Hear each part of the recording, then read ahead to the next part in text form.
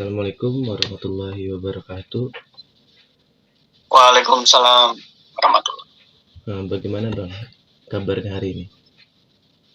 Alhamdulillah baik.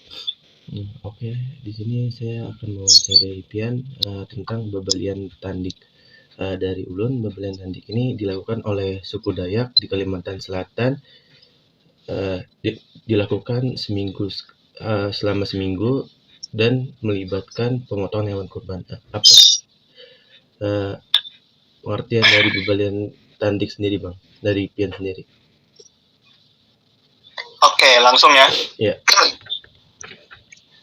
Jadi yang pertama itu tentang Babalian Tandik ya, tradisi Babalian Tandik di suku Dayak. Kalau yang pertama itu saya meyakini atau yang saya tahu juga itu lebih ke arah upacara pemotongan hewan.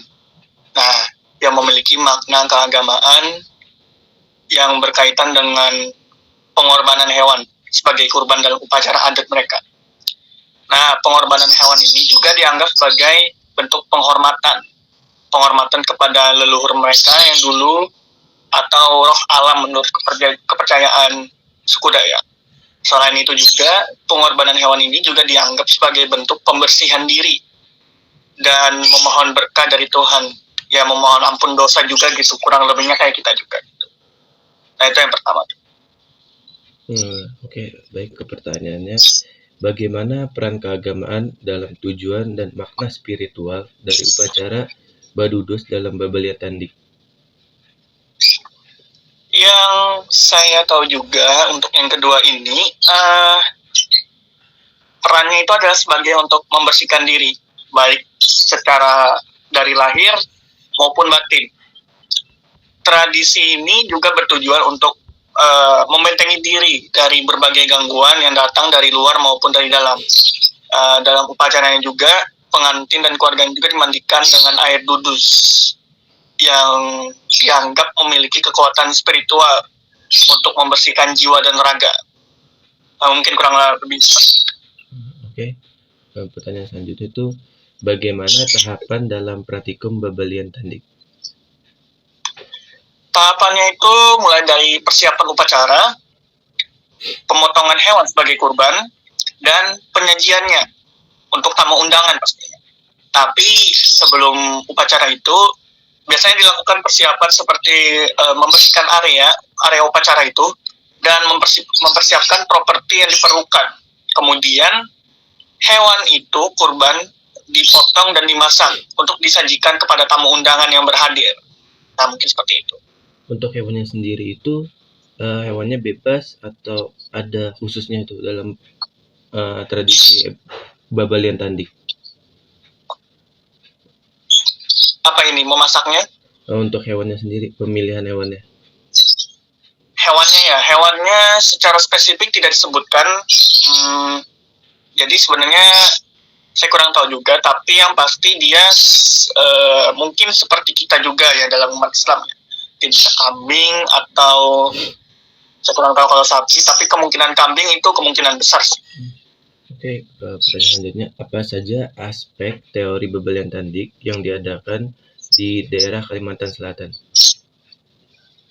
Aspek teori ini memuat pengorbanan hewan sebagai kurban dalam upacara adatnya, penggunaan air dudus dalam upacara badudusnya, dan simbolisme dalam adat memandi-mandi dalam pengantin Banjar. Nah, itu. Oke, ke pertanyaan selanjutnya itu, apakah Babalian Tandik masih diadakan dalam pandemi COVID-19? Kan banyak tuh kasus COVID-19 itu selama 2 minggu itu, selama 2 tahun jarang nih ada keluar orang-orang, dan adat-adat mungkin berkurang benar atau banget itu. Apakah pas di Kalimantan itu dalam Babalian Tandik kan diadakan selama seminggu, itu apakah ada selama COVID? Saat ini Babalian Tandik ini tradisinya itu masih diadakan, masih dilakukan walaupun meskipun dalam situasi pandemi ya. Tapi dengan kutipan dia harus mematuhi protokol kesehatan yang ketat seperti membatasi jumlah tamu undangan dan menjaga jarak antara kita dengan orang lain itu berapa meter sesuai dengan standar WHO pasti. Oke, pertanyaan selanjutnya, bagaimana Babalian Tandik berkaitan dengan keagamaan dan budaya suku Dayak? Kaitannya itu suku Dayak ya. Dia memiliki upacara yang memaknai keagamaan dan spiritual yang kuat dan serta menjadi bagian dari kekayaan budaya dan seni tradisional masyarakat Dayak, termasuk di Kalimantan Selatan itu sendiri. Walaupun memang mayoritasnya beretnis Banjar, tapi memang tradisional masyarakat Dayak itu sangat kuat di sini, apalagi khususnya Babalian Tandik itu sendiri. Nah, mungkin itu. Untuk Babalian Tandik sendiri itu ada di daerah Kalimantan lainnya juga kah, atau cuma Kalimantan Selatan aja yang di suku Dayak ini? Ada di beberapa tempat seperti Kalimantan Tengah sama Barat itu mayoritas ya, dan di beberapa timur dan utara. Tapi yang paling mendominasi biasanya adalah tengah dan barat gitu. Namun Babalian Tandik ini juga dilestarikan di Kalimantan Selatan, khususnya di daerah Liu atau di daerah Pegunungan Meratus kalau tidak salah ya. Oh, berarti Babalian Tandik sendiri itu dilaksanakan di Kalimantan Barat dan Utara kah Bang? Tadi Tengah Kaltengbar itu secara mayoritasnya. Tapi di sini pun ada, cuma tidak semasif dari dua provinsi itu. Itu hanya dilakukan oleh suku Dayak aja atau memang suku-suku lain di Kalimantan itu bisa melakukan Babalian Tandik?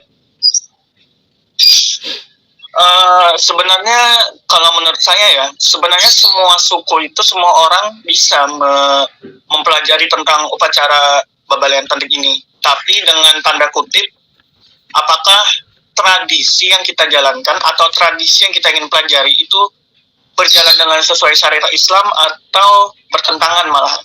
Namun jika itu berjalan dengan syariat, saya rasa tidak ada salahnya gitu.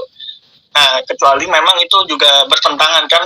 Nah, mungkin kita harus memilah lagi budaya-budaya yang bisa kita jalankan dengan sesuai syariat dan tradisi kita yang kita ingin jalankan atau kita ingin pelajari gitu. Untuk tradisi Babalian Tandik sendiri itu dilakukan oleh agama Islam dan agama lainnya juga atau memang hanya agama Islam aja? Kan karena kan itu Babalian Tandik sendiri itu kan melibatkan pemotongan hewan, sekitar pemotongan hewan. Nah, itu oleh agama Islam aja atau memang agama lainnya? Kalau menurut saya pribadi ya, agama lain saya belum tahu secara fixnya gitu. Tapi yang saya tahu, agama kita dengan kepercayaan tradisional mungkin agak sedikit mirip-miripnya memiliki ajaran tauhid juga. Dan agak berbeda dengan Hindu yang memang kalau di kita itu umat Islam ada memotong sapi sebagai kurban di hari raya Idul Adha kan. Tapi sebaliknya di agama Hindu itu malah mengharamkan karena sapi itu dianggap dewa oleh mereka. Nah, jadi tergantung kepercayaan tradisionalnya.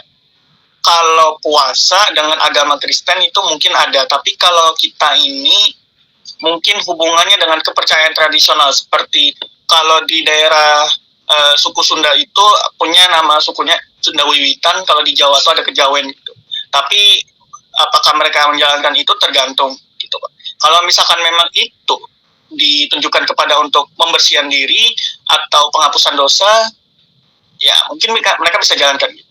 Tapi mungkin itu tergantung lagi apakah kepercayaan tradisional di Indonesia melakukan itu gitu. Itu untuk Babalian sendiri itu dilaksanakan tuh puncaknya di mulut gua atau di rumah-rumah biasanya untuk Babalian Tandik sendiri? Di mana tadi? Di mulut gua dilaksanakan puncaknya upacara adatnya itu. Saya kurang tahu sih kalau untuk hal ini, tapi yang pasti dia dilakukan di tempat yang layak pastinya. Kalau masalah di luar atau di dalam gua saya kurang mengetahui. Untuk tahapan sendiri itu memang sedikit aja atau ada proses pembacaan hal-hal yang memang dilakukan oleh suku Dayak untuk tahapan prosesnya? Untuk tahapan-tahapannya yang pasti itu cuma yang saya sebutkan tadi itu semua. Nah, untuk perihal tentang ucapan-ucapan doa-doa dan sebagainya, mungkin ada beberapa yang tidak tercatat di buku atau di Google, dan memang kadang budaya kita ini masih kurang, atau budaya di Kalimantan ini masih banyak yang kurang masuk ke dalam beberapa daftar pustaka atau perpustakaan gitu, dalam ya sebagai bentuk akademiknya gitu. Nah, tapi saya rasa mungkin ada, cuma saya tidak mengetahui secara spesifiknya itu bagaimana doa. Pasti ada.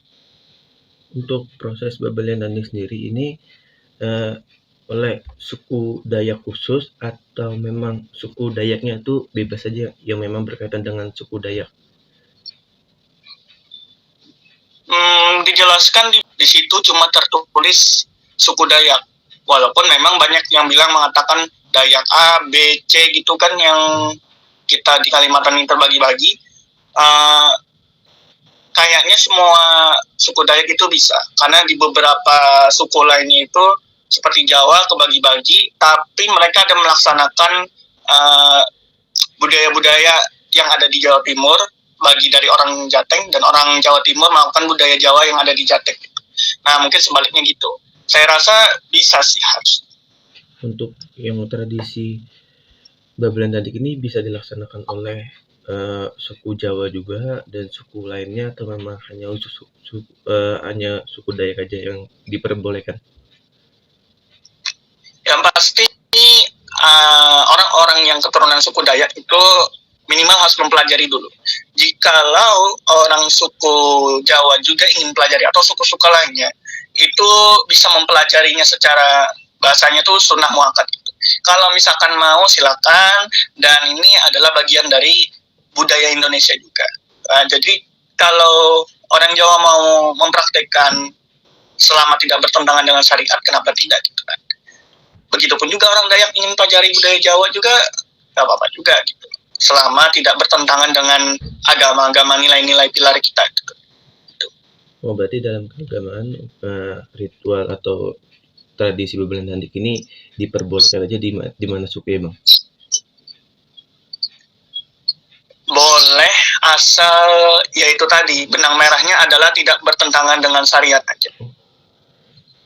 Oke, terima kasih kepada Bang Rivaldi yang telah menerima wawancara dari Ulun.